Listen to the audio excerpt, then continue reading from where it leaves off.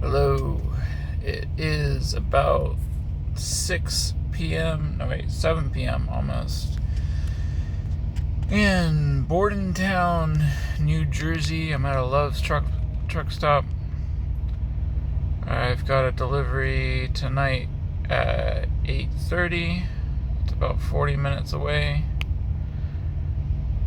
In the direction of New York City. New York City itself is about an hour away, so that's about, the delivery is about 20 minutes outside of the city at a Home Depot distribution center. So it's a fairly short load. It's like 500 miles. I'm not too happy with the use of time. It doesn't seem great. They wouldn't let me deliver early on this. I think Home Depot's a pain to reschedule with. I've had scheduling issues with them in the past. But I hadn't got an answer if I could yet.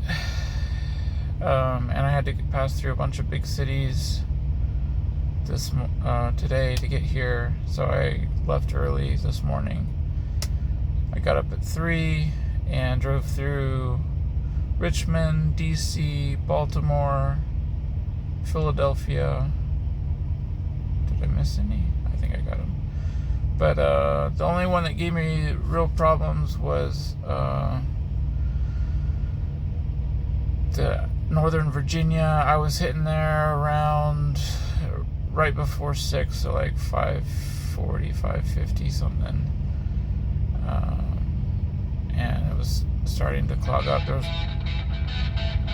There was an accident that clogged the road for like 6 miles. It took like 30 minutes to get through. And then the Beltway was a bit slow in spots, but most of the way that I traveled, it was okay. And it was a little interesting to be. I don't think I've run the DC Beltway in a truck yet. I can't remember if I might have with Schneider. Definitely don't think I have with Melton. But it was interesting to go by the Beltway. I was thinking about it because it's actually a familiar run to me, because I ran it so often in a car. I was living in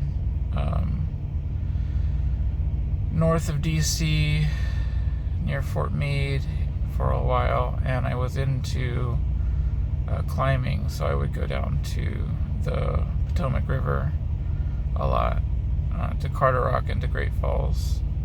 So I did that trip a bunch, and then if I went hiking, I would go out to the Shenandoah, which would also go out on that 495 out to 66. And so it was interesting to me that a place that I'm somewhat familiar with, that it was able to make some lane changes, timely lane changes before I saw the signs, because I knew what I needed to do. So that was a little helpful and interesting to think about.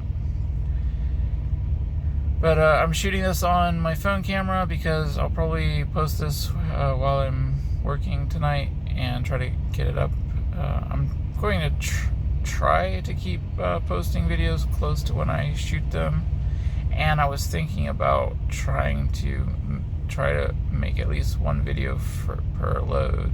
I'm not sure if that'll happen, but that's an interesting concept I could try. So let me swing the camera around and see how it does outside. I'm not sure what the quality is going to be like, but that's what we gotta test. But I'm pretty sure if I shot it on the other camera, it might be a while before I get to it, because I have no idea what's coming next either. And tonight's going to be stressful, trying to find, that's, actually before I swing it around, I'll talk about that.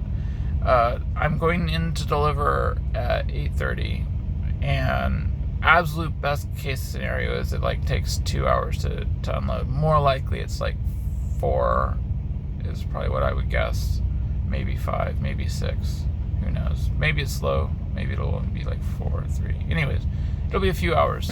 So by that time it'll be 10, 11, 12 at night, and I just checked like a lot of the close parking lots. Everything's reporting us full nearby. I have no idea where I'm going to go to try to find parking.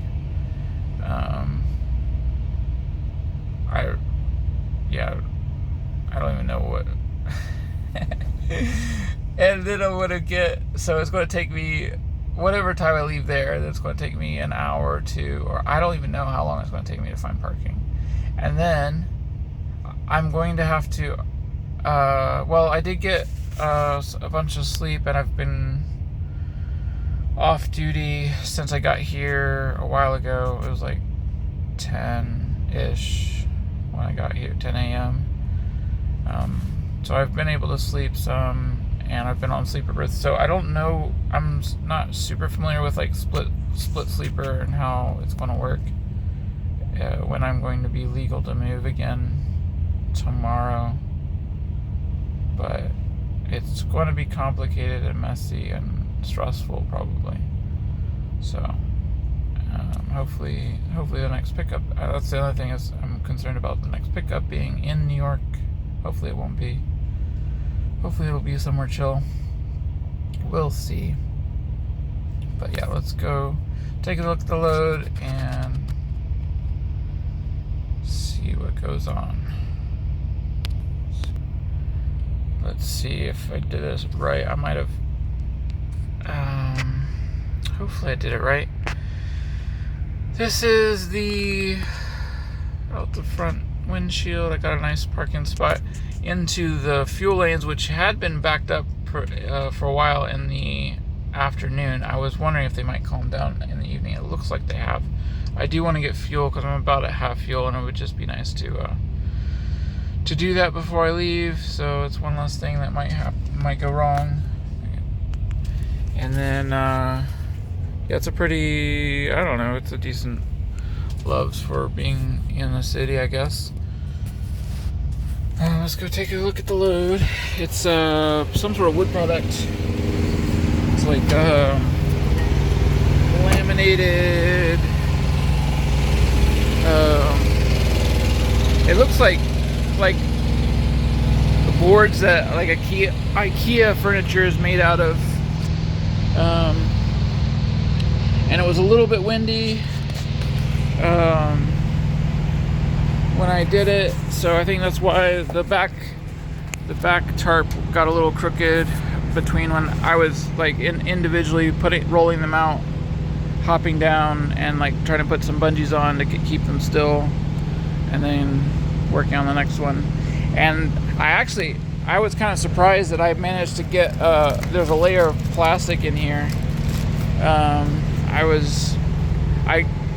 They wanted me, like, they gave it to me and said I didn't have to use it, but they'd probably be a good idea, and I kind of, like, I guess I'm kind of responsible for the load, and if it were to get wet, it looks like it'd be pretty bad. So I thought I'll at least give it a shot, see if I can get the plastic on, because it wasn't terribly windy, but it was enough that it was obviously blowing that stuff around.